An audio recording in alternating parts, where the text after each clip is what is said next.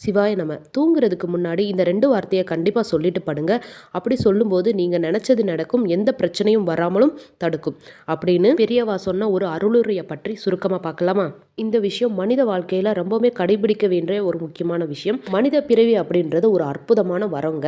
சிலர் ஏன்டா மனித பிறவியா பிறந்தோம் அப்படின்னு சொல்லிட்டு கவலைப்பட்டுப்பாங்க. இதுவரைக்கும் அப்படி நினைச்சிருந்தா கூட இனிமேல் அப்படி நினைக்காதீங்க.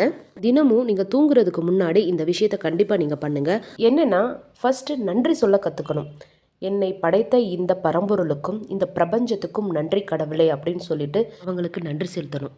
இன்னொன்று, மன்னிப்பு கேட்கறது. நம்ம அறிஞ்சும் அறியாமலும் தெரிஞ்சும் தெரியாமலும் பல தவறுகள் பண்ணியிருப்போம். அதுக்கு மனதார மானசீகமாக மன்னிப்பு கேட்கணும்.